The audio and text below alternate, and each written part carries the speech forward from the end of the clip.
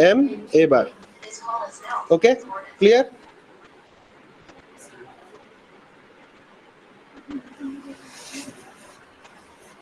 Clear? So if the acceleration of a frame is a bar, then the pseudo force is equal to ma bar. तो कैसा रहता? This will be your frame, and inside frame suppose there is a mass. Inside this frame suppose there is a mass. There is some block, say there is this block. Inside that there is a block. Now let the mass of the block be. Acceleration of the frame is a bar in this direction. Then tell me.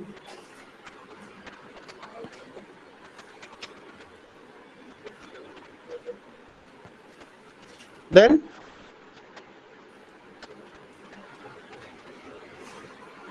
with respect to the frame inside, with respect to the frame or with respect to the person or observer inside the frame, with respect to the observer inside the frame, there will be a pseudo force acting on this mass. कितना रहता वो pseudo force? Minus ma रहता. Okay, but because I have drawn the arrow, I am just writing it ma. So okay, clear? So if I draw the arrow, I need not write the minus sign. So acceleration of the frame is on the right side, and pseudo force acting on the block is on the left side, and its magnitude is equal to ma. Clear? And we have done various problems yesterday based on this concept. Clear?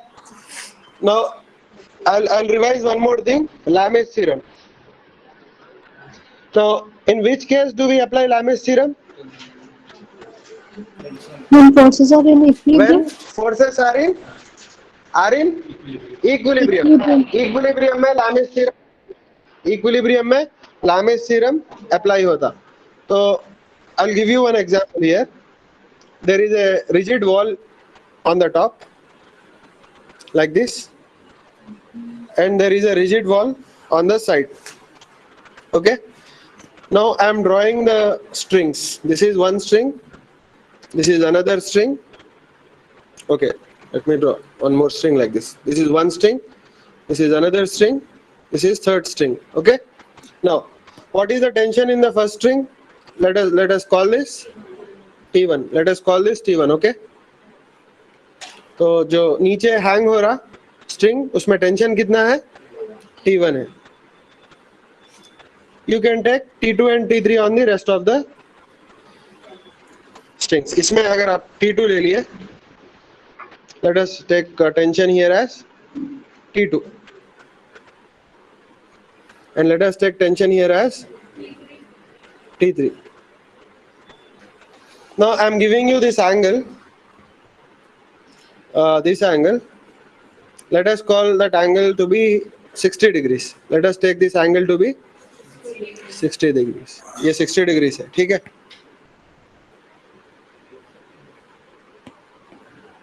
This angle is 60 degrees.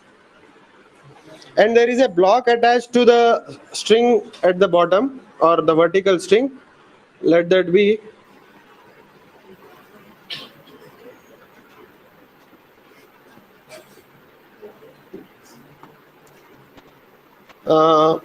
let us take 10 kg. Okay, 10 kg.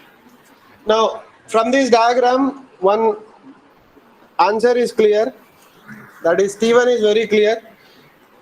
So what must be T1? Tell me. T1 must be equal to mg, which is equal to 10 into 10 Newton, which is 100 Newton. I am taking G as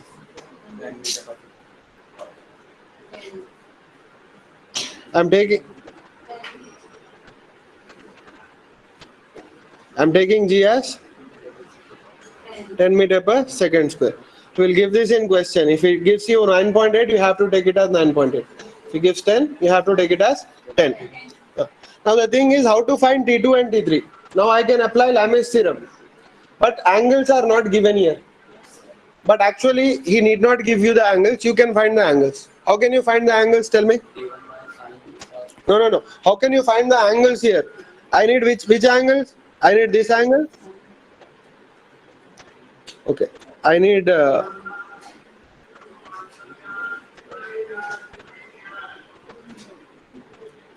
this angle.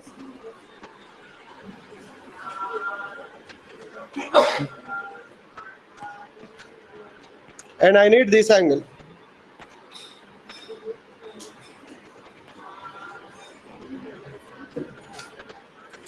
Now tell me how to find these angles. One angle I know, that is 60 degrees, right? One angle is 60 degrees. From that, how can I find this rest of the angles? This gray colored angle and white colored angle. How to do?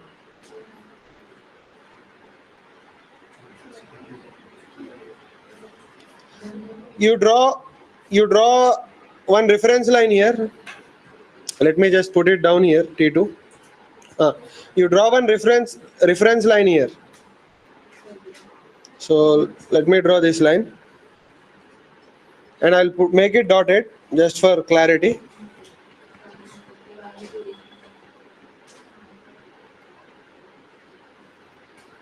Now it is very clear. See. Tell me.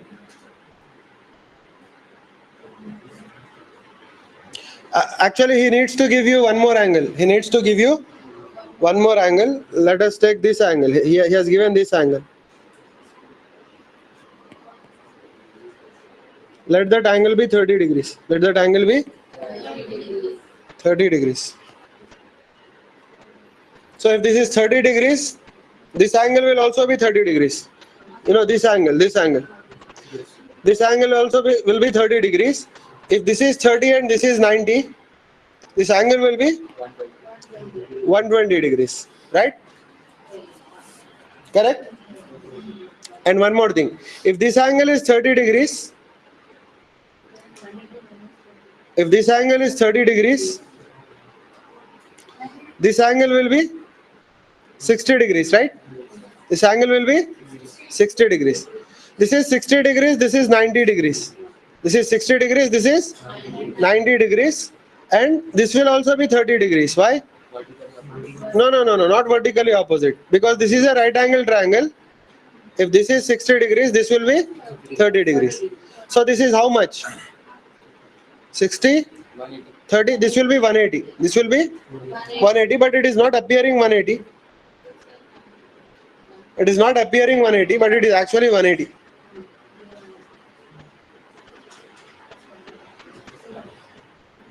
Actually, we cannot have 180 degrees. So let us take a different angle. We cannot have 180 for one reason. I'll tell you later. Let us take this angle as, tell me some other angle. Say 45 degrees. Okay. तो अगर ये 45 है, तो ये 135 है. Do you agree? Why? Because this is 45. 45 plus 90 is 135. Now, if this is 45, tell me.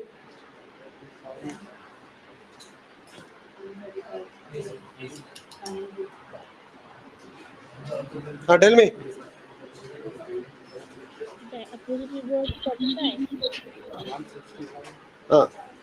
What will be this angle? 45. So this will also be 45.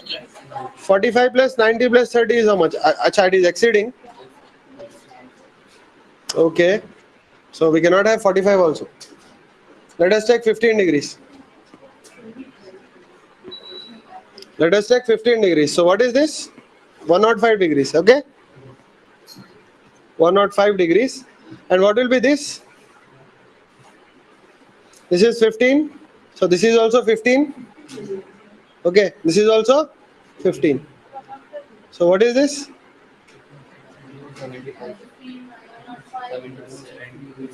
This is 75 plus 90 plus 30. 75 plus 90 plus 30 is how much?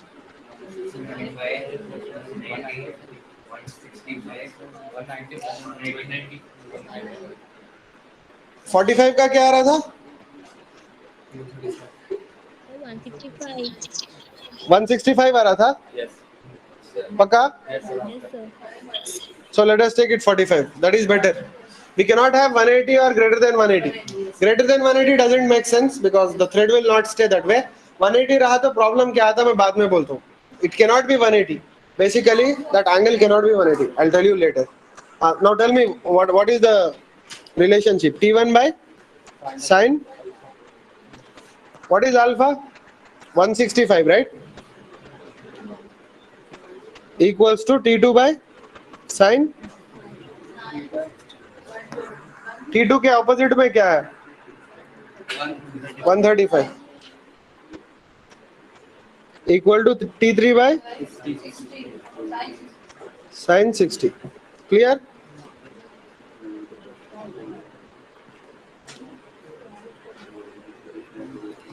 So what is 165?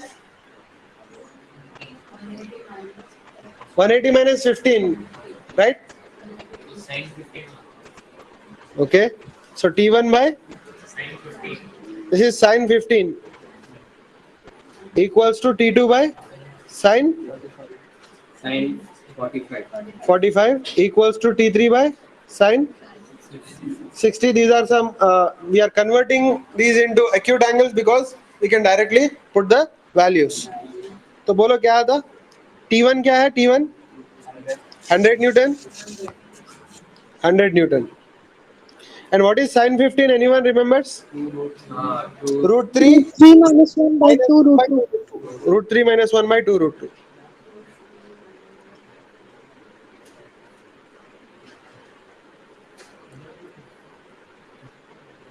And tell me what is sin 45? 1 by 2.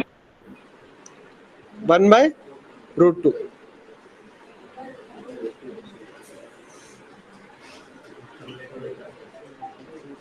And what is sin 60? Root 3 by 2. From here you can find the values, right? So tell me what is T2 equal to? T2 equals to root 2 cancels, right? What remains? 100 by or 200 by root 3 minus 1 Newton, right? Now the thing is, generally we don't put irrational numbers in the denominator. Okay, so Newton. So you multiply with conjugate. What is conjugate of root 3 minus 1? Root 3 plus 1. So you divide and multiply by root 3 plus 1. So your answer will be 200 or 100, because in denominator you will get 3 minus 1 2. 2 and 200 cancel and 100 will remain. And in the numerator you will have root 3 plus 1. Clear? Newton. So this is your answer. 32. And what about T1? T1, sorry, what about T3? T3 equals to, I think 100 root 3 by 100 root 3 by, actually 100 root 3 into root 2, right?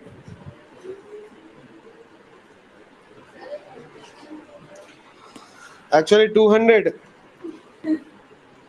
See, 2 root 2 ऊपर चले गया तो क्या आएगा? 2 root 2 ऊपर चले गया तो 200 root 2, right? 200 root 2 into root 3. अच्छा, this 2 cancels. Okay, 100 root 3 बच जाता. 100 root 3. See, ये 2 cancel हो गया. Okay? ये root 3 ऊपर जाके multiply करता, ये root 2 भी ऊपर जाके multiply करता, right? So it is root 3 into root 2 divided by root 3 minus 1 divided by root 3 minus 1. These things you can do, I'm just showing you. Newton. So if you rationalize, what you will get? So this is 100 I think it is √3 + 1, तो ये √6 हो जाता, right? क्या बोला? हाँ, √6. Tell me. √3 + 1 by 2, तो 50 हो जाता, राइट? ये समझाने का क्या है, आप लोग कर ले सकते. देखो इजी है ना.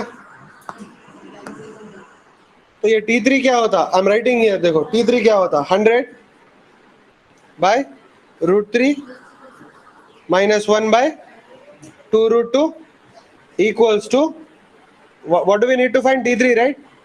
T3 by √3 by 2. This 2 cancels.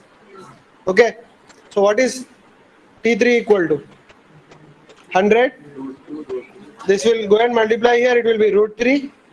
This 2 will also go up into √2 by √3 minus 1. समझ गए? वो यहाँ पे लिख दिए. अब क्या करें? √3 + 1 से मल्टीप्लाई एंड डिवाइड करें रेशनलाइज करने के लिए. तो ये √3 - 1 into √3 + 1 is 3 - 1. a + b into a - b is a² - b². सो वो 2 हो गया, 2 जाके ये 50 हो गया, राइट? सो 50 √6 into √3 + 1. क्लियर? ओके. सो T3 हो गया, T2 हो गया. Clear?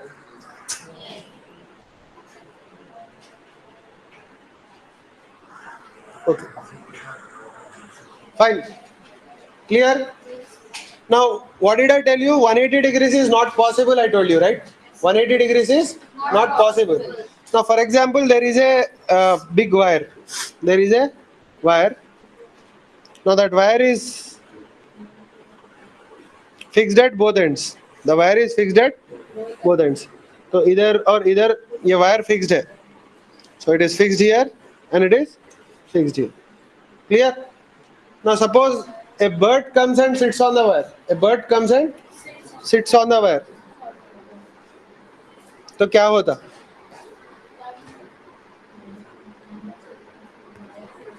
Suppose a wire comes and sits on the wire, what will happen?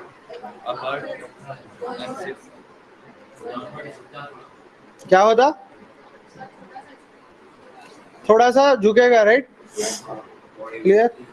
So instead of bird, I am putting a block. Clear? तो suppose ये block है, तो obviously common observation is that this wire will come down. This wire will come down. So instead of bird, I am hanging this block. Same thing, na? Hanging a block or wire or the same thing. So what will happen to this wire basically? That will bend. Why it will bend? I'll tell you. So it will bend a little. थोड़ा तो bend होना चाहिए. Now why it will bend? Why? Because see, if this has mass m, what will be the tension here?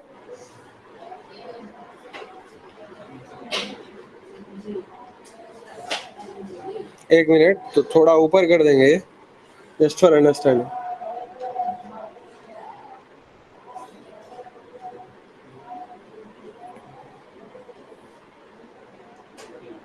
Is it on same level?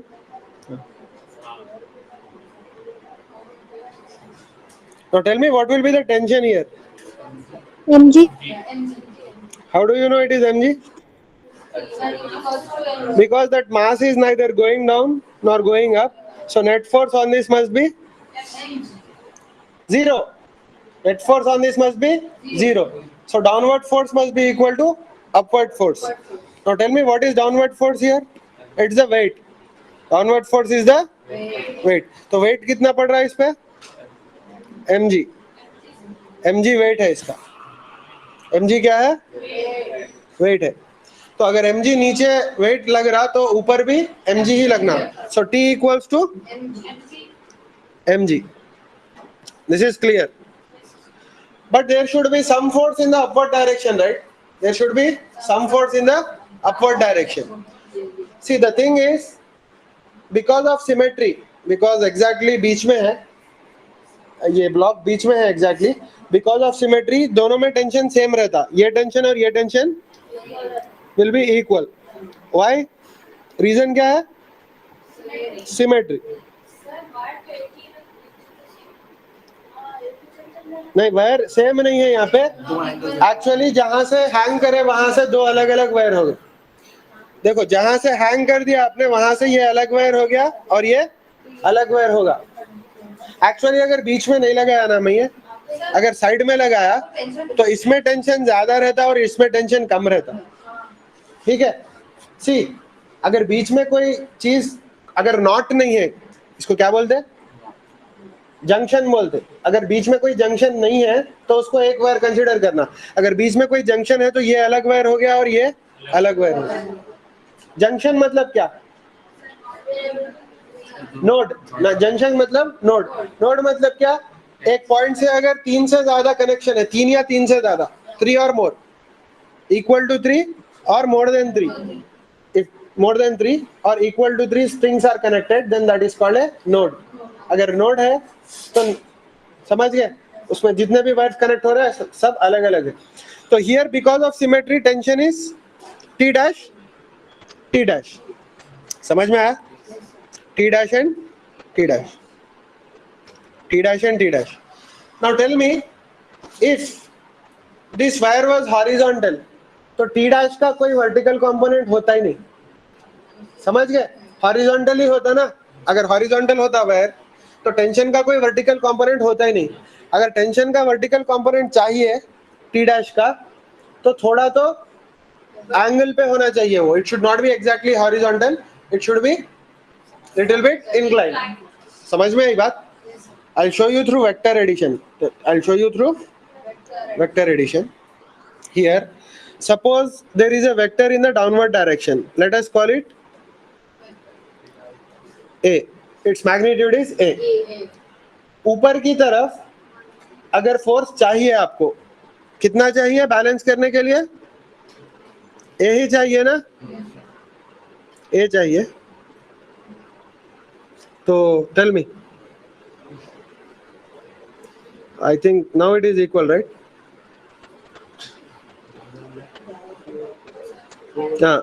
No, this is equal. ऊपर भी आपको balance करने के लिए फोर्स चाहिए. तो अगर दो वेक्टर्स सिमेट्रिकली एक्ट कर रहे ऊपर की तरफ, तो दो वेक्टर्स कैसे रहना?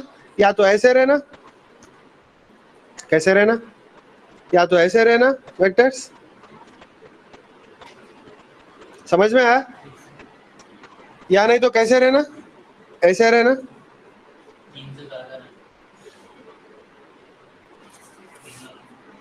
Now tell me, why vectors must be like this? 1 2 3 4 5 6 7. 1 2 3.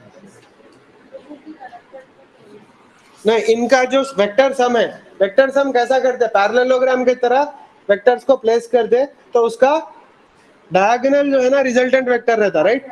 For example ये वेक्टर है, डुप्लीकेट कर रहा हूँ, diagonal I am placing it like a parallelogram. Add कर रहा हूँ तो ये येलो कलर का मेरे को सम आता.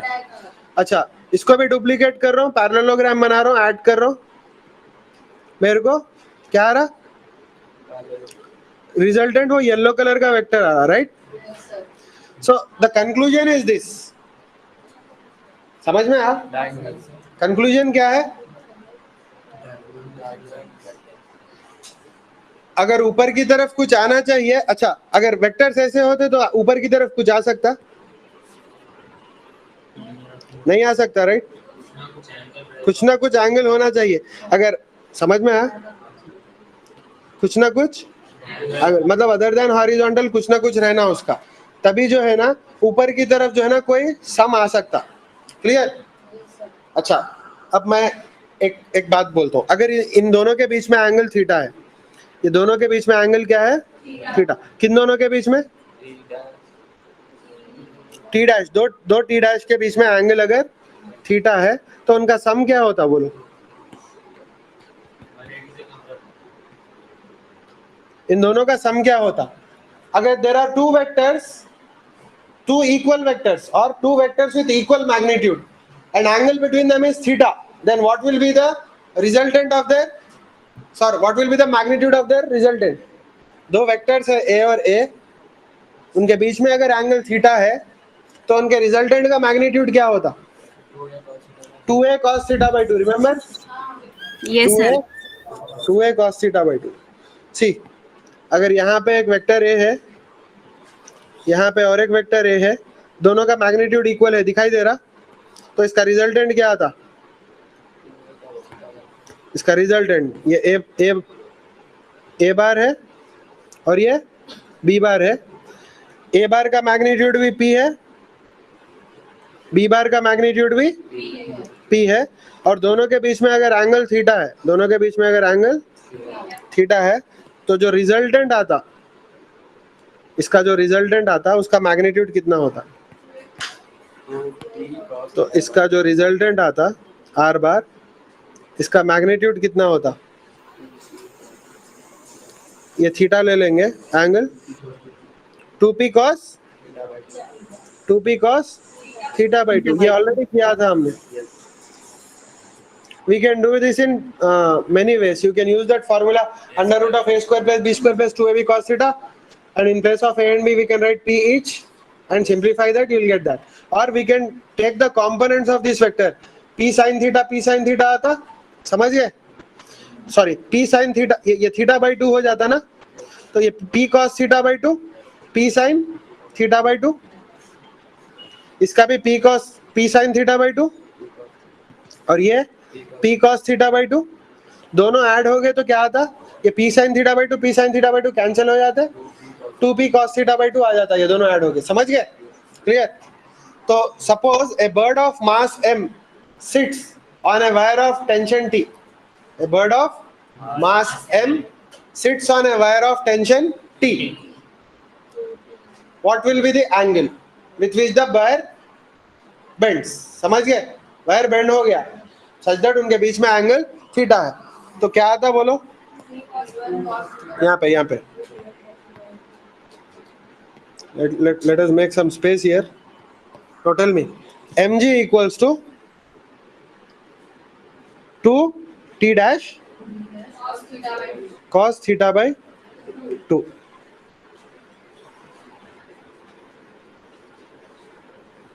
Now tell me, what is theta according to this?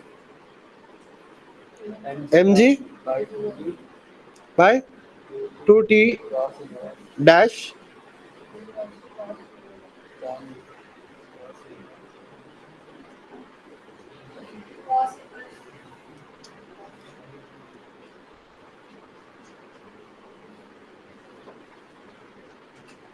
cos inverse into 2 equals to theta. समझ में आई बात? ना ऑब्जर्व वन थिंग, जितना मास ज्यादा उतना थीटा कम. थीटा की वैल्यू अगर वैल्यू बढ़ रही तो cos इनवर्स की वैल्यू कम होती. as theta increases cos value decreases.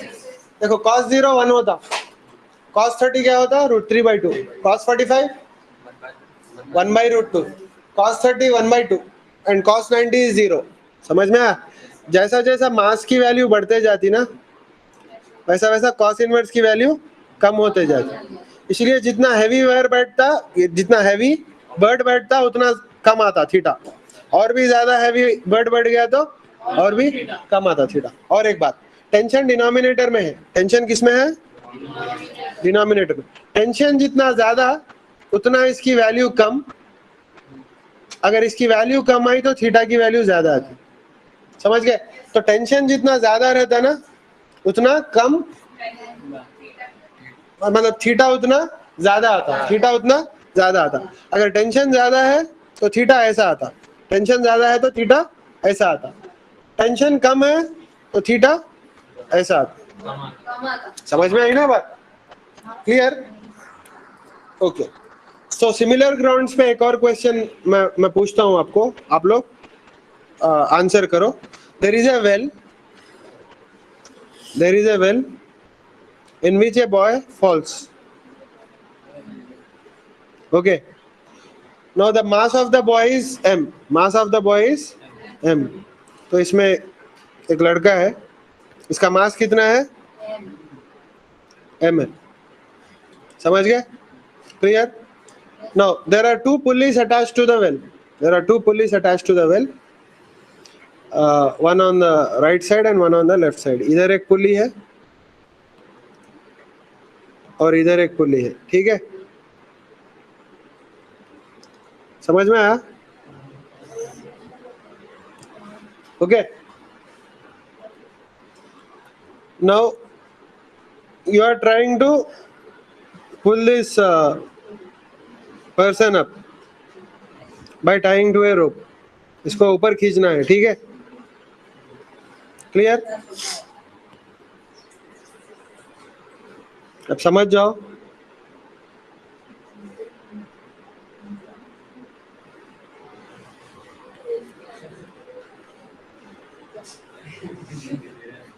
ठीक है, इसको ऊपर खींचने का है, इसका मास m है. ठीक है?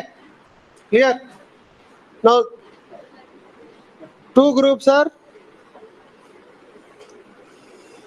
pulling this boy such that they apply symmetric forces on him. They apply symmetric forces on him. इधर एक और इधर एक. सिमेट्रिक इसीलिए अप्लाई कर रहे हैं क्योंकि वो जो है ना बीच में से ऊपर आना. ठीक है? तो maximum force they can apply is F each. Maximum force they can apply is F each. ये क्या है? मैक्सिमम फोर्स है.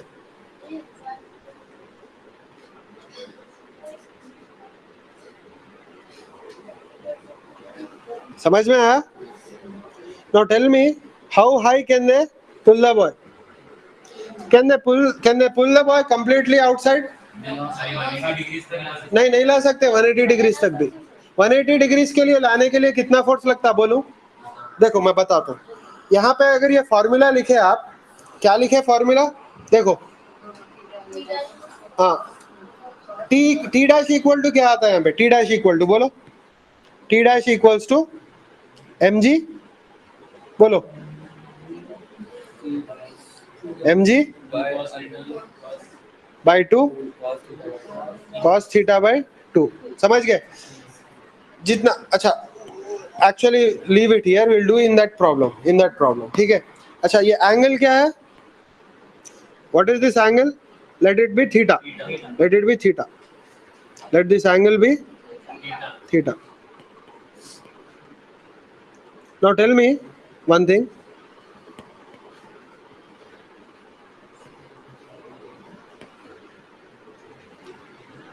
If the boy is coming up, then see, अगर F फोर्स लगा रहे किस पे? स्ट्रिंग पे, तो टेंशन भी F ही आ जाता. समझ गए? टेंशन कितना आता? F. T equals to F आ जाता. ठीक है? तो इसमें भी टेंशन कितना आ गया? F आ गया.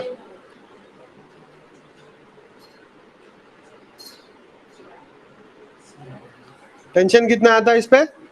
F आता. ठीक है? तो ये दोनों का रिजल्टेंट क्या आता? F और F है दोनों साइड और बीच में एंगल थीटा है, तो रिजल्टेंट क्या आता?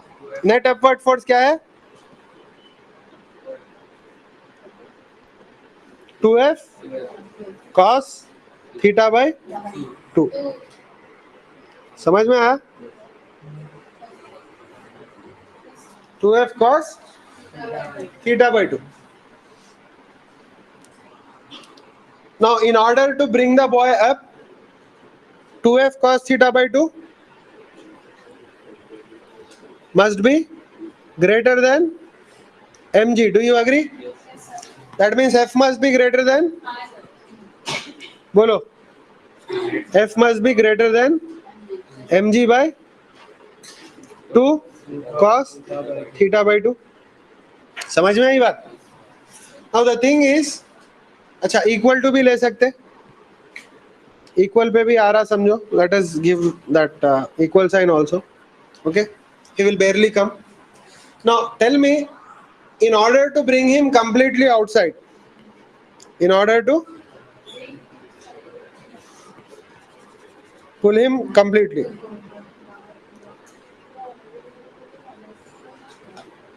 pull him out, pull him out completely. Theta कितना रहना? Completely, theta must be 180. Theta must be, let us see, must be 180 degrees.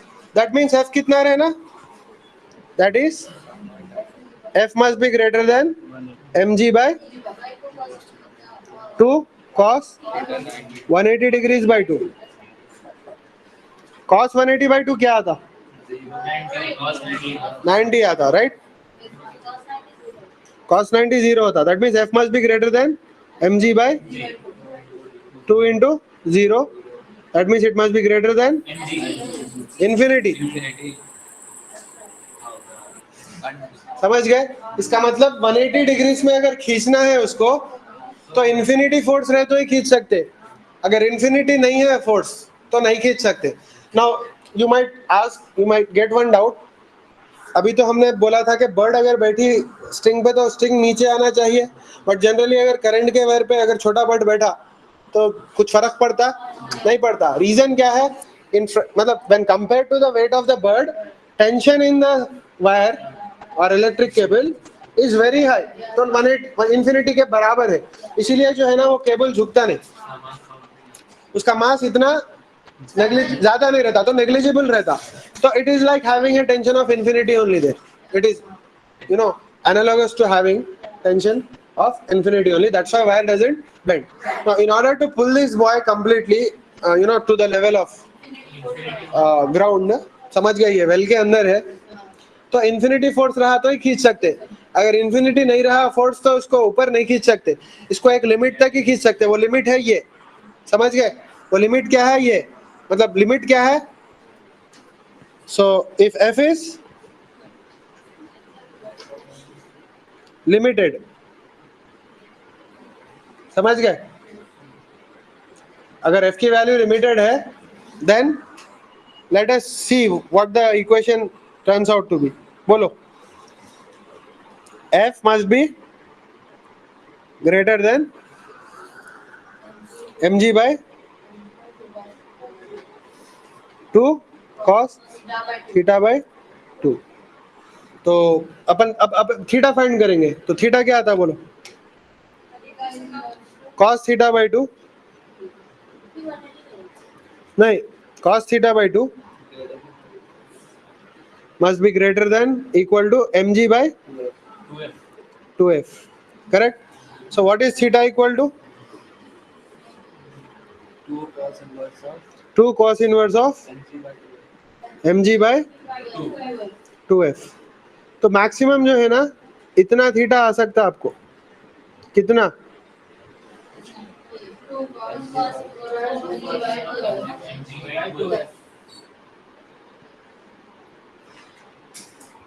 अच्छा, एक और चीज, जब cos इनवर्स उधर चले गया ना तो ये ग्रेटर साइन हो जाता, लेस देन साइन. मालूम क्यों हो जाता? देखो, cos अगर बड़ा है तो थीटा छोटा होना चाहिए, क्योंकि cos is a decreasing function. I don't want to go into details of that, but common sense use करो यहाँ पे. अगर cos थीटा बाई 2 बड़ा है तो थीटा छोटा रहना चाहिए, क्योंकि थीटा जैसा बढ़ता cos वैसा कम होता. So I don't want to go into detail. ये इंक्रीजिंग फंक्शंस, डिक्रीजिंग फंक्शंस आप लोग फंक्शंस में पढ़ते हैं मैथमेटिक्स में, बट यहाँ पे जो है ना कॉमन सेंस यूज करो. अगर cos इनवर्स उधर चला गया तो अगर cos ग्रेटर देन है तो थीटा लेस देन होना चाहिए. ठीक है? इसका मतलब थीटा इससे कम ही होगा, थीटा इससे बढ़ेगा नहीं. समझ गए? उतनी अगर फोर्स उतनी है, लिमिटेड है, तो थीटा की वैल्यू इससे ज्यादा नहीं रह सकती. ठीक है? समझ में आया? Okay, let us come back to this problem of pulleys. तो yesterday we have drawn this one pulley and this was a fixed pulley. Why this is a fixed pulley? क्योंकि अगर ब्लॉक ऊपर नीचे जा भी रहा है तो पुली ऊपर नीचे नहीं जा रहा. तो ये क्या है? फिक्स्ड पुली है, फिक्स्ड मासलेस पुली है. तो इसके लिए दो इक्वेशंस लिखे हम लोग. क्या थे दो इक्वेशंस? फर्स्ट ब्लॉक के लिए पहला इक्वेशन, दूसरे ब्लॉक के लिए दूसरा equation. And if we so assuming m2 is greater than m1, m2 नीचे जाएगा, m1 ऊपर जाएगा, और दोनों का एक्सेलरेशन का मैग्नीट्यूड इक्वल रहेगा क्योंकि सिंपल कनेक्शन है. क्लियर? ये जितना नीचे जाता वो उतना ऊपर जाता। तो लेफ्ट साइड वाले के लिए फॉर m1, अच्छा Newton second law for m1 के लिए जब लगाते क्या आता ब्लॉक m1 के लिए? अच्छा यहाँ लिखा हुआ है m1 के लिए एक्सेलरेशन के साथ का फोर्स पॉजिटिव, एक्सेलरेशन के अगेंस्ट का नेगेटिव। ठीक है, तो एक्सेलरेशन के साथ क्या फोर्स है? टेंशन, तो पॉजिटिव। एक्सेलरेशन के अगेंस्ट वेट है, इज इक्वल टू m1। पहला इक्वेशन। ये ब्लॉक के लिए, सेकंड ब्लॉक के लिए m2 के लिए एक्सेलरेशन के साथ क्या है? m2g, वो पहले आया। एक्सेलरेशन के अगेंस्ट टेंशन है तो माइनस आया, इक्वल टू, समझ गए? ये दो इक्वेशंस ऐड करो, टी कैंसिल हो गया, तो m2g minus m1g equal to m1a plus m2a। तो a equal to m2 minus m1 by m2 plus m1 into G. ये याद रखो, और ये याद रखना इजी है। दूसरे केसेस जब देखेंगे तो आपको समझ में आएगा कैसे याद रखना है। तो ये दूसरा केस देखते हैं। ठीक है, दूसरे केस में क्या है? एक हॉरिजॉन्टल सरफेस है, एक वर्टिकल सरफेस है, दिखाई दे रहा?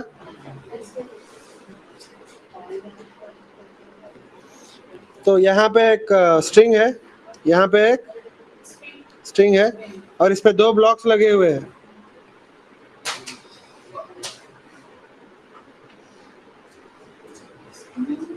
Let this be m2, let this block be of mass m2, और ऊपर और एक है block, let that block be of mass m1।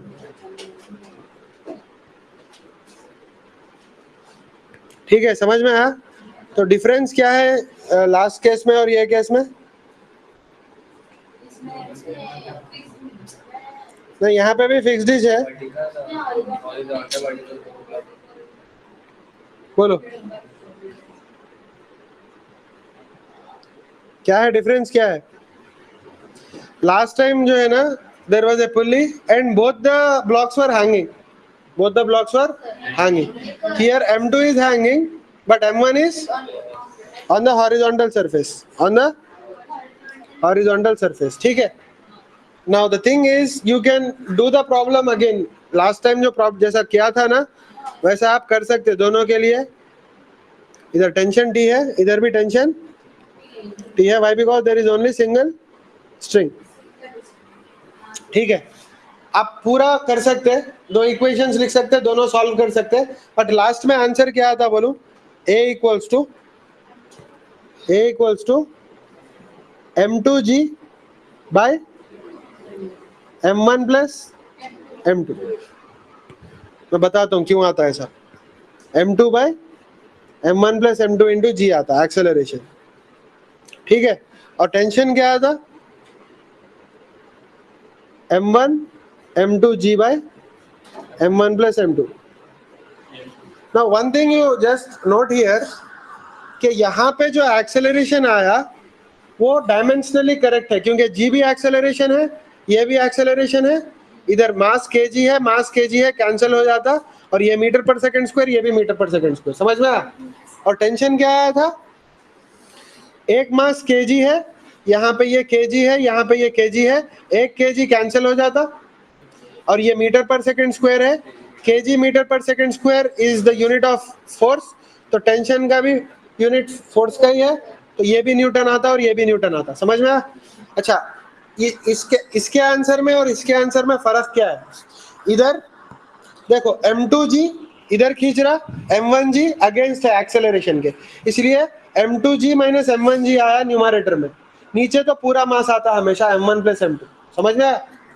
यहाँ पे m1 तो कोई रेसिस्टेंस नहीं दे रहा एक्सेलरेशन को, समझ गए? तो वो नहीं आता, सिर्फ m2g is helping in acceleration, तो सिर्फ m2g आया। समझ गए? तो I will write that also. इसका एक्सेलरेशन इधर होगा a और इसका एक्सेलरेशन इधर होगा। समझ में आया? तो देखो यहाँ पे m1 is not resisting the acceleration, तो माइनस m1 नहीं आया, यहाँ पे सिर्फ क्या आया? m2 आया। अगर आपको चाहिए तो आप 2 इक्वेशंस लिख लो, आपको आंसर आ जाएगा ब्लॉक 1 के लिए और ब्लॉक 2 के लिए। वैसा भी करेंगे, ठीक है, वैसा करेंगे हम लोग। तो बोलो क्या करेंगे, इक्वेशन कैसे लिखेंगे बोलो।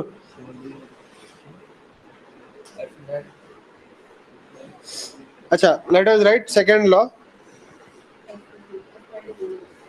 F net equals to M A for block M1। M1 के ब्लॉक पे एक्सेलरेशन कौन से डायरेक्शन में है, हॉरिजॉन्टल। ग्रेविटी तो हेल्प नहीं करता हॉरिजॉन्टली, और यहाँ पे gravitational force is balance bye normal reaction, तो वो छोड़ दो। तो सिर्फ एक ही फोर्स है यहाँ पे, क्या है, T। बोलो T equals to M1A। Do you agree, T equals to M1A। अच्छा, फॉर ब्लॉक M2 बोलो क्या आता।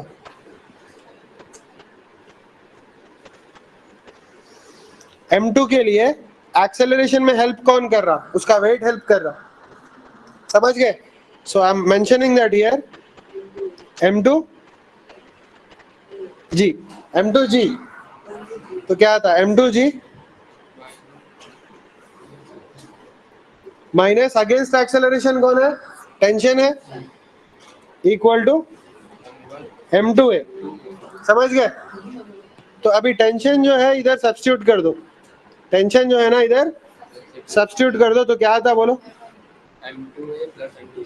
M2G M2G minus M1A equal to M2A। तो क्या था बोलो, M2G by M1 plus M2 equals to A। आ गया, ठीक है। अभी सब्स्टिट्यूट कर दो, T आ जाएगा। किसमें सब्स्टिट्यूट करो,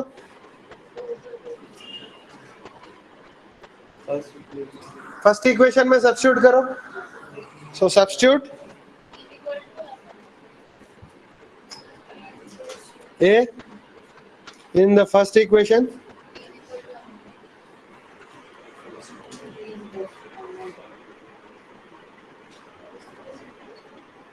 तो T क्या था,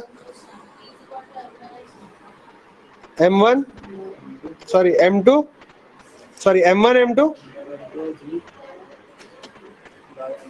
G by M1 plus M2। तो लास्ट टाइम और इस टाइम फर्क क्या है, लास्ट टाइम 2 था, 2M1 M2 था, इस बार क्या है, सिर्फ M1 M2 है। मतलब लास्ट टाइम से कंपेयर करें अगर तो उसका हाफ है वैल्यू यहाँ पे, समझ में आई बात।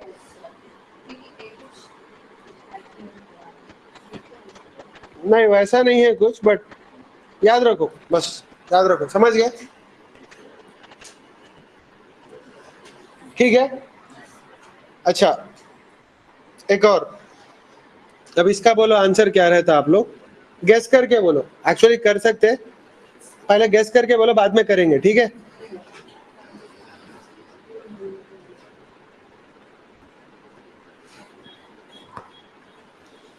तो एक बड़ा टेबल ले लो ऐसे,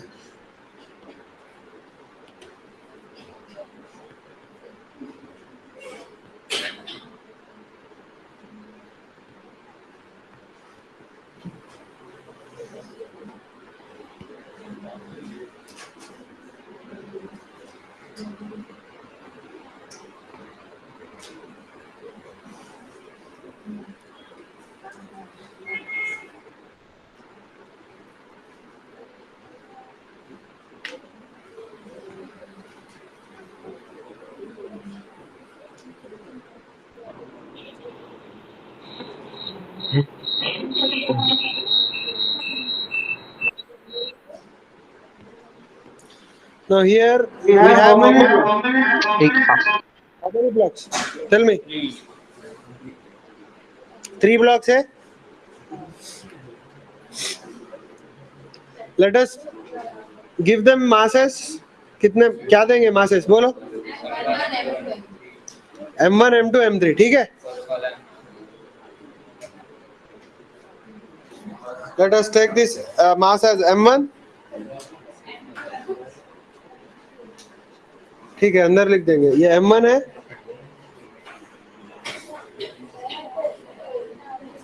M2, M3.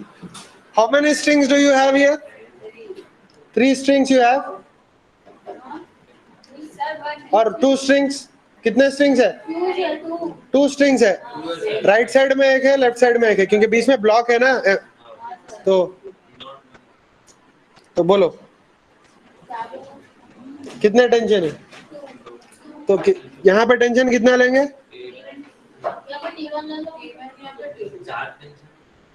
एक ही है इधर इधर और इधर एक ही है। देखो मैं बता दूं, नहीं, सिमेट्री नहीं, टोटल दो टेंशन है, बट इधर और इधर सेम है, इधर और इधर सेम है। Let us call them T1, okay. और इधर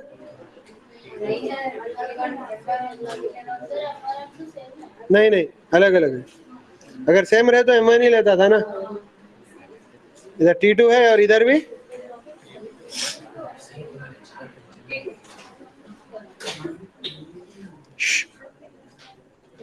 दो टेंशन है, ठीक है? दो टेंशन है। Now I'll tell you what the acceleration will be. Acceleration लिख देता हूं, फिर डिराइव करेंगे, ठीक है? अब एक्सेलरेशन क्या आता है यहाँ पे? Acceleration equals to m1g. Now here let us write, एक काम करेंगे, let m1 greater than m2, okay? Let m1 be greater than m2. तो एक्सेलरेशन इसका इधर रहेगा a, राइट? और इसका एक्सेलरेशन ऊपर रहेगा, ठीक है? a, एंड इसका एक्सेलरेशन साइड में रहेगा, that will also be a. Now why it will be a? Because the connections are simple. दिखाई दे रहा है आपको, ठीक है? तो एक्सेलरेशन क्या आता? m1 minus m2 by m1 plus m2 plus m3 into g. ये आएगा आंसर। नाउ ये कैसे गेस करके कैसे लिखा मैंने? देखो, m1g is helping in acceleration. Do you agree? And m2g is against acceleration, whereas m3g has no contribution. It is neither helping nor it is against the acceleration, because उसका कोई horizontal direction में कोई force नहीं आता, वो normal reaction से cancel हो जाता है m3g. समझ में आई बात? तो यहाँ पे m1g लिखेंगे और यहाँ पे m2g लिखेंगे, ठीक है? और m3g मैं लिख रहा हूँ नहीं, क्योंकि वो कोई कंट्रीब्यूशन कर रहा नहीं, ठीक है? समझ में आई बात? अब द थिंग इज, ये तो खैर गेस करके लिखे, बट एग्जैक्टली एक बार देखना पड़ता ना ये करेक्ट है या नहीं है, तो एक बार देख लेंगे, ठीक है? एक्सेलरेशन क्या आता देख लेंगे। तो 3 इक्वेशंस है यहाँ पे, ब्लॉक 1 के लिए एक, ब्लॉक 2 के लिए एक, ब्लॉक 3 के लिए, ठीक है? तो सेकेंड लॉ क्या बोलता, बोलो? F net equals to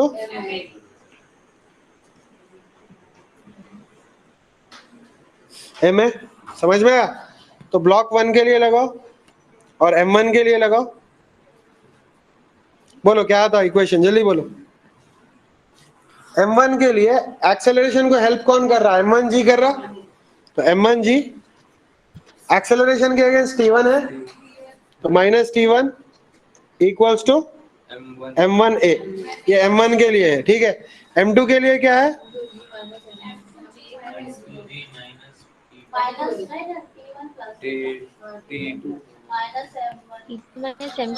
m2 के लिए, अच्छा पहले m3 के लिए लिखो, पहले m3 के लिए लिखो, m3 के लिए नहीं, पहले m3 के लिए लिखो। m3 को जो मूव कर रहा राइट में, एक्सेलरेशन राइट में है ना, हेल्प कौन कर रहा? t1 कर रहा।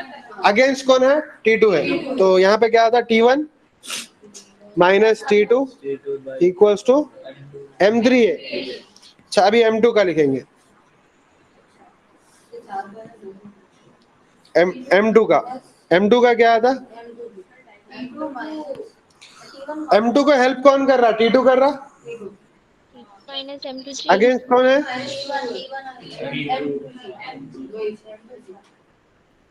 समझ गए? Now add all these 3 equations. What will you get? T2 T2 cancels, T1 T1 cancels. क्या बच गया? M1 minus M2 equals to M1 plus M2 into A. So what is A equal to? Whatever we assumed first, that we got the answer here. See, M1 minus M2 by M1 plus M2 plus M3 into वही आया ना? Okay अभी मैं quickly थोड़े diagrams draw कर देता हूँ और लिख देता हूँ वहां पे उनके एक्सेलरेशन क्या रहे थे और आपको आइडिया आ जाता व्हाई दे आर करेक्ट. समझ में आया? So let me just paste them from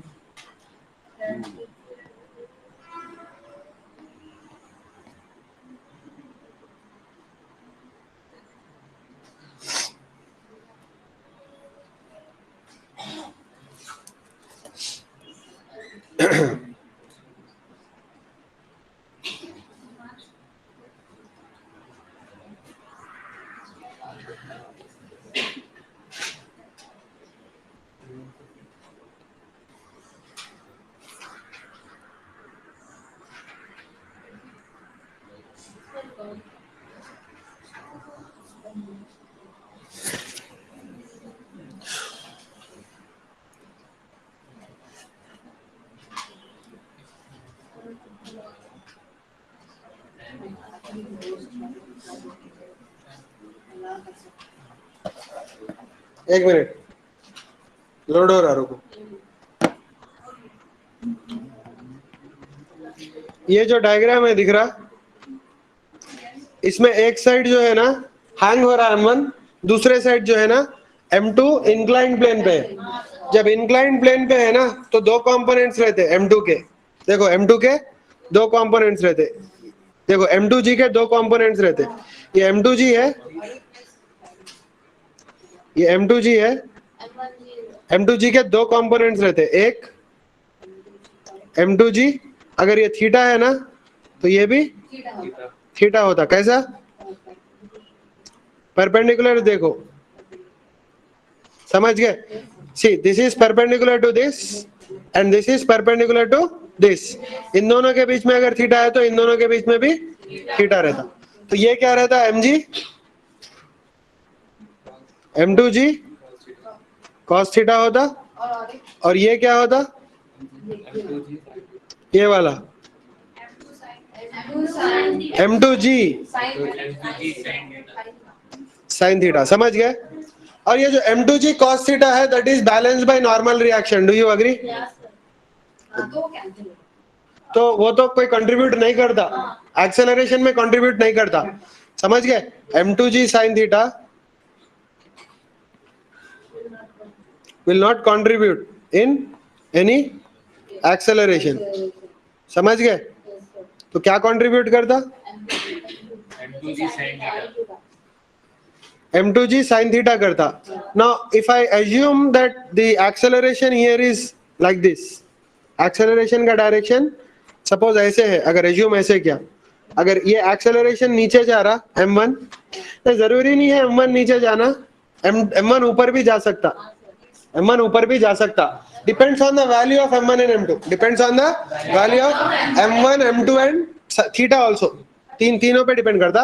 अगर हमने रॉन्ग में एज्यूम कर दिया तो कोई बात नहीं, माइनस में आ जाता आंसर. समझ गए? तो अगर एक्सेलरेशन इसका इधर है तो इसका इधर रहता. Do you agree? समझ गए? और ऑब्वियसली अगर इसका ए रहा तो इसका भी ए ही आता. तो अभी देखो who is helping in acceleration? M1G is helping in acceleration. तो M1 दूसरे कलर में लेंगे. तो M1G हाँ M1G is helping in acceleration. M1G is helping in acceleration. तो बोलो क्या आता? अच्छा, if M1 is greater than M2 sin theta, then M1 will accelerate down. समझ गए? तो एक्सेलरेशन क्या आता, m1 minus m2 sine theta by m1 plus m2। देखो डिनोमिनेटर में हमेशा पूरे मासेस ऐड हो जाते, पूरे मासेस ऐड हो जाते, समझ गए, clear. But if m2 sine theta is greater, अगर डोमिनेट कर रहा है m2 साइन थीटा, तो क्या आता है acceleration, m2 sine theta minus m1 by m1 plus m2। समझ में आया। तो I'll erase this acceleration because दोनों केसेस मेंशन करा मैं नीचे, समझ गए। तो अभी एक्सेलरेशन करने के लिए कौन से दो फोर्सेस, कौन से दो फोर्सेस रिस्पॉन्सिबल है, एक ये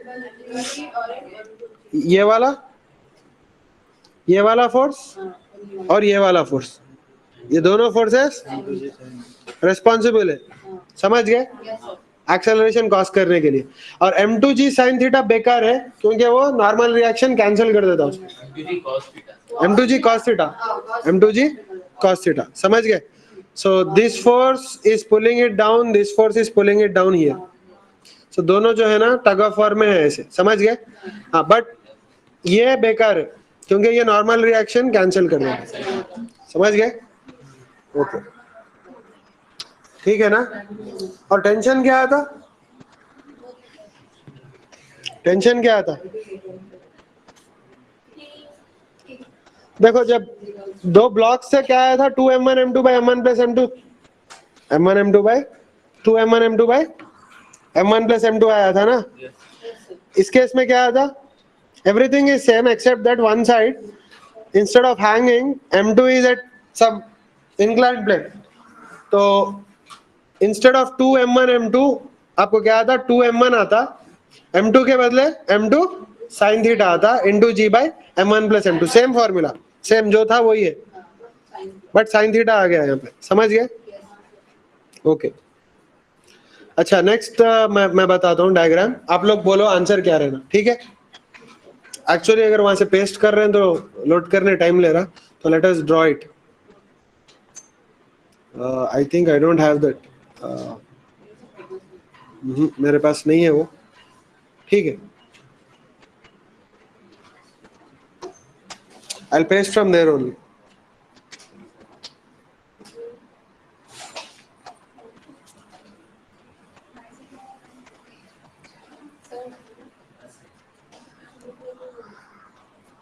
सबर यहाँ पे देखो, ये डायग्राम दिख रहा,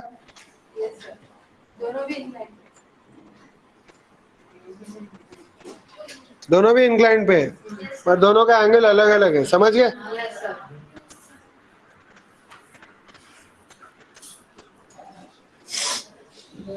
तो गेस करो क्या आता, एक एंगल अल्फा है और एक एंगल बीटा है।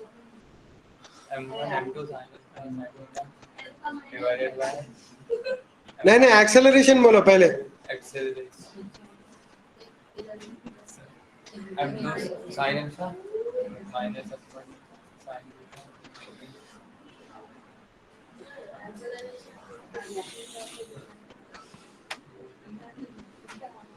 तो दो केसेस रहते, ये अल्फा है और ये बीटा है, राइट।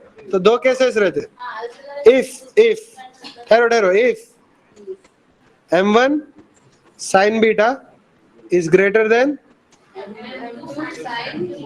एक मिनट, वन के साथ का क्या लेंगे, अल्फा लेंगे, ये तो कंफ्यूज हो जाता, वन के साथ का क्या लेंगे अल्फा, टू के साथ का बीटा। अब बोलो if m1 sin alpha is greater than m2 sin beta, then acceleration is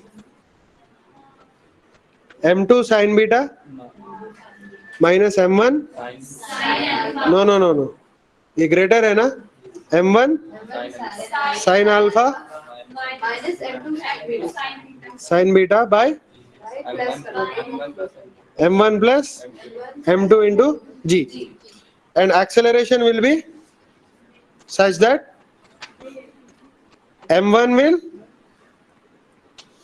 बोलो, m1 will move down the plane, down the inclined plane, M2 will move up the inclined plane. दोनों अलग अलग inclined planes है, ठीक है? समझ गए? अब नेक्स्ट स्टेटमेंट क्या रहता? When alpha, नहीं, M1 sin alpha is smaller than कुछ नहीं, ये इधर आ जाता और ये इधर आ जाता. ज्यादा टेंशन नहीं लेना, लिख देना ऐसा, ठीक है? और ये इधर आ जाता, ठीक है? और यहाँ पे क्या आता? ये इधर आ जाता, ये इधर आ जाता. समझ गए? क्लियर? समझ में आई ना बात? अच्छा, और एक बात, और एक थर्ड केस रहता. क्या रहता बोलो? वेरी गुड, वेरी गुड, बोलो. If M1 sin beta is equal to M2 sin alpha. If M1 sin beta equals M2 sin beta equals M1 sin alpha, then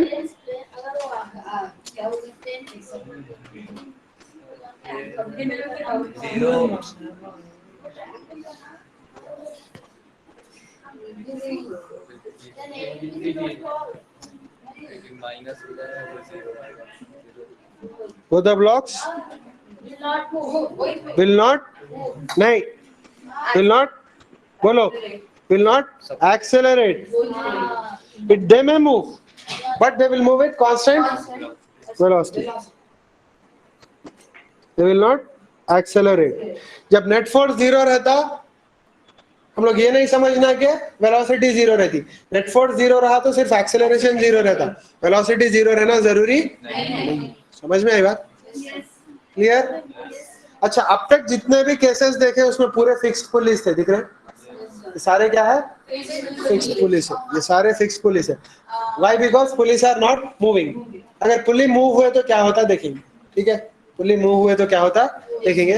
वो एक केस देखेंगे, उसके बाद खत्म करेंगे क्लास, ठीक है? क्लियर? अरे इतनी देर नहीं बैठे तो कैसा अम्मा? 6-6 घंटे बैठना पड़ता क्लास में. समझ गए? यूएसएमएल एग्जाम होता मालूम, मेडिकल का 8 घंटे का रहता एग्जाम, 8 आवर्स का रहता एग्जाम, बीच में एक ब्रेक रहता लंच. बोल रहा हूँ.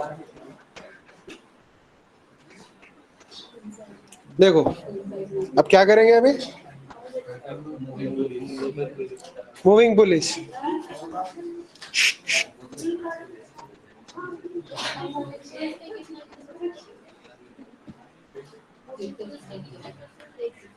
नहीं, उसके भी 10-12 केसेस है, मगर एक केस देख. क्या क्या? नहीं, जेई वालों का, जेई वाले लाइट नहीं ले सकते. हाँ, देखो मूविंग पुली का कैसा रहता, देखो, वॉच केयरफुली.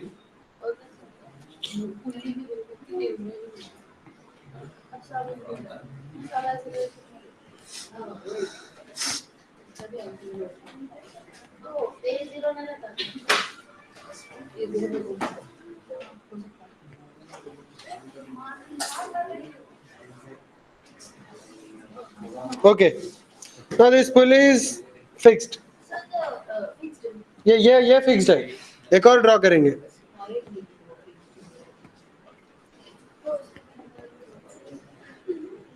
ये फिक्स्ड नहीं है, ठीक है?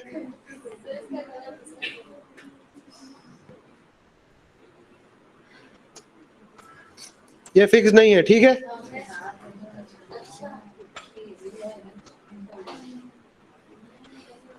ठीक है. अब यहाँ पे 2 ब्लॉक्स है.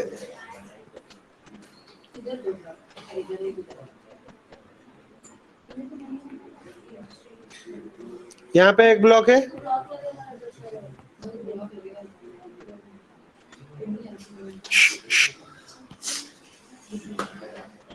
यहाँ पे और एक ब्लॉक है, ठीक है? लेट अस इसका मास m1 है,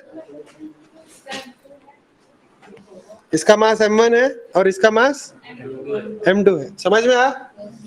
अभी एक चीज गौर करो, ये जो ऊपर वाला पुली है वो फिक्स्ड है, नीचे वाला जो पुली है वो मूवेबल है, मूविंग पुली. समझ में आई बात? अच्छा, टोटल कितने स्ट्रिंग्स दिखाई दे रहे हैं आपको यहाँ पे? एक ही string है सर। गौर से देखो, दो। गौर से देखो, 3 है सर। 3 है टोटल। समझ गए? कलर्स भी अलग अलग रखा मैं, अरे ये एक पिंक वाला, एक ग्रीन वाला और एक ब्लू वाला। समझ गए? अच्छा, ये जो, हाँ, डार्क लाइट क्या रहता बोलो? अरे इसको दूसरा कलर डालो पर सेम दिख रहा। कौन सा? कौन सा सेम दिख रहा? सर वो ये वाला, वाइट डाल दो। ये वाला। छोड़ो, वो कॉमन सेंस है, छोड़ो।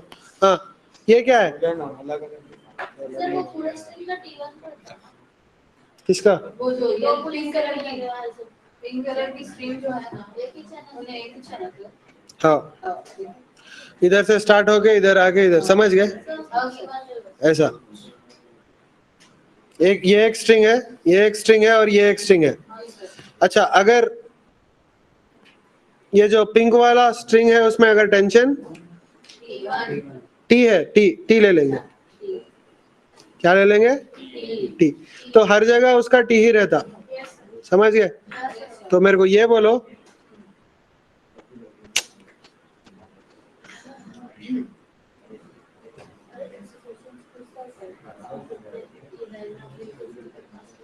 हाँ, ये टेंशन टी है तो इधर भी टी है और इधर भी टी है। समझ में आया? तो मेरे को ये बोलो, नीचे वाले स्ट्रिंग में टेंशन कितना रहता? ये वाले, ये वाला, ये सारा टी है ना, ये टेंशन टी है। इधर क्या रहता? टेंशन बोलो, इधर 2t रहता। कल ही बोला था ना मैं, इस पे अगर न्यूटन्स लॉ लगाए, नेट फोर्स क्या आना, इस पे 0 आना, क्योंकि ma होता ना, ये मासलेस पुली है तो m 0 हो जाता, तो f net क्या होना, इस पे 0 होना। Whether the pulley is accelerating और not, it doesn't matter. Why? m तो 0 है ना, ma a 0 भी नहीं है तो ये तो 0 होता ना, तो ये 0 होना चाहिए। तो ऊपर दो टेंशन लग रहे, t और t दोनों साइड से, तो दो फोर्सेस लग रहे, तो नेट 2t लग रहा। तो इधर कितना आता? 2t आता। ऊपर वाले में कितना आता? इधर इसमें भी 2t ही आता, इसमें भी 2t आता। समझ गए? तो वो भी लिख दे रहा हूं यहाँ पे, मगर जरूरत नहीं पड़ती उसकी।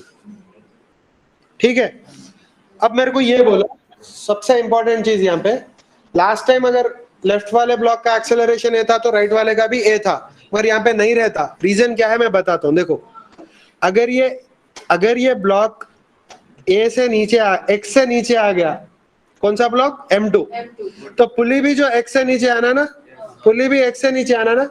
मगर अगर पुली x से नीचे आना है तो एक्स्ट्रा x स्ट्रिंग लेफ्ट पे होना, एक्स्ट्रा राइट स्ट्रिंग राइट पे और लेफ्ट पे एक्स्ट्रा x होना। वो यहाँ से तो निकल के आता नहीं क्योंकि फिक्स्ड है, वो सारा x और x कहां से आता? इधर से आता। तो m1 कितना ऊपर जाता? 2x। समझ में आई बात? देखो, अगर m2 x से नीचे आया तो जरूरी है कि ये पुली भी x से नीचे आना, क्योंकि इधर लगा हुआ है ना, तो एग्जैक्टली ये भी x से नीचे आना। मगर अगर ये पुली x से नीचे आ गया तो इधर पिंक और इधर पिंक एक्स्ट्रा आना ना, तो x और x एक्स्ट्रा आना। वो यहां से तो आ नहीं सकता, तो पूरा इधर से ही आना। तो ये जो है ना, ब्लॉक ऊपर कितना जाना जरूरी है? 2x जाना जरूरी है। ये ब्लॉक 2x से ऊपर गया तो ही जो है ना ये x से नीचे उतर सकता। समझ में आई बात? तो अगर ये x से नीचे आया तो ये 2x से ऊपर जाता। इसका डेरिवेटिव अगर निकाले, x मतलब डिस्प्लेसमेंट, तो इसका वेलोसिटी v आएगा और इसका वेलोसिटी क्या आएगा? 2v आएगा। और फिर से डेरिवेटिव निकाले, इसका एक्सेलरेशन a आया अगर, तो इसका एक्सेलरेशन 2a आएगा। समझ गए? इसको क्या बोलते हैं? कंस्ट्रेंट इक्वेशन बोलते हैं। क्या बोलते हैं? कंस्ट्रेंट। ये कंस्ट्रेंट क्या है यहाँ पे? अगर m2 a से नीचे आया तो m1 2a से ऊपर जाना। समझ गए? m2 a से नीचे आया तो m1 2a से ऊपर जाना। तो मैं यहाँ पे लिख ले रहा हूँ, m2 का नीचे एक्सेलरेशन क्या लेंगे? a, m1 का ऊपर क्या लेंगे? 2a। समझ गए? m1 का ऊपर क्या लेंगे? 2a। समझ में आया?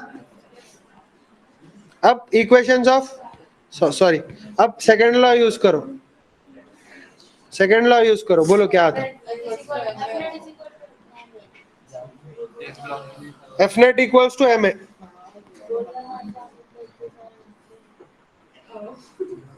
क्या हुआ अम्मा बोलो, सेकेंड लॉ बोलो क्या है,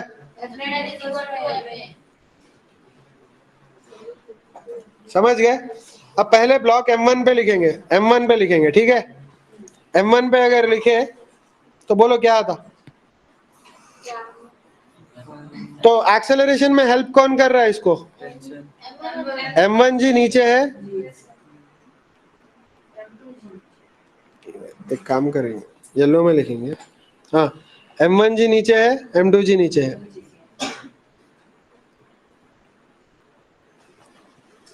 अब बोलो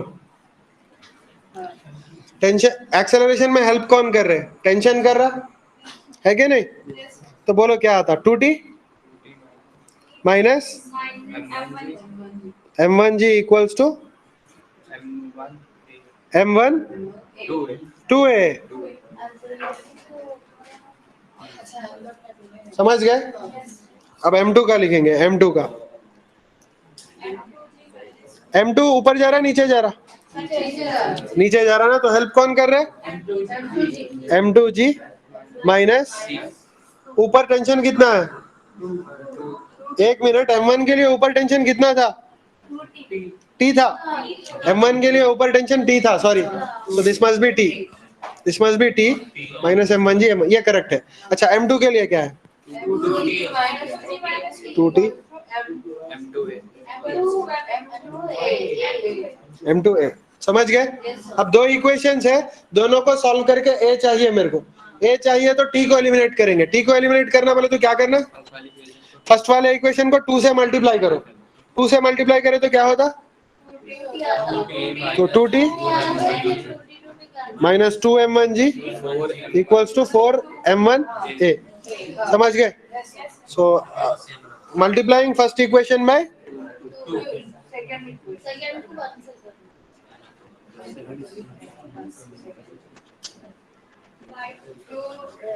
सेकेंड इक्वेशन को ऐसे ही लिख दो। सेकेंड इक्वेशन क्या था, M2G minus 2T equals to M2A। दोनों इक्वेशंस को ऐड कर दो, ऐड कर दिया तो क्या होता, M2G माइनस 2T कैंसिल, तो क्या बच गया, M2G माइनस,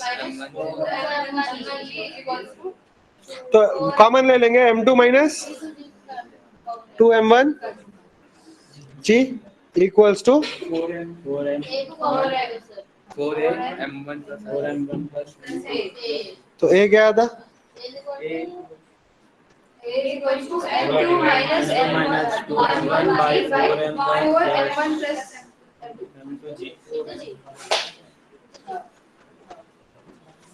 समझ गए।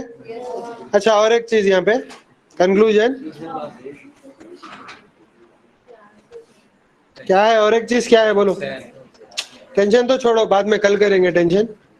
एक्सेलरेशन के बारे में एक चीज क्या है, कंक्लूजन क्या है एक्सेलरेशन के बारे में, if M2 is greater than 2M1, if M2 is greater than 2M1, A is positive, that is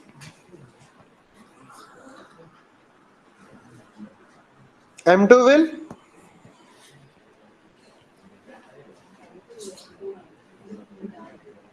have a downward acceleration of A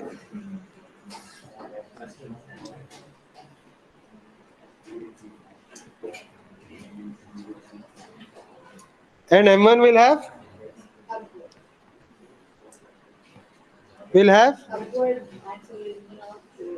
very good an upward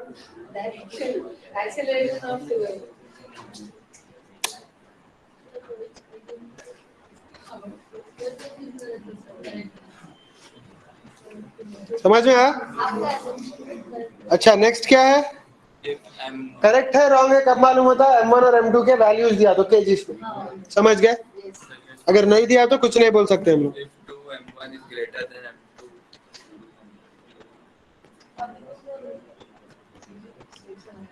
m2. तो अगर ये उल्टा है, ये लेस देन है, सर आप values लेके करो। कल करेंगे वैल्यूज लेके, अभी खाली देंगे ये करो। तो अगर लेस देन है तो क्या होता? M will have an upward acceleration of A and M2 will have a downward acceleration of 2A.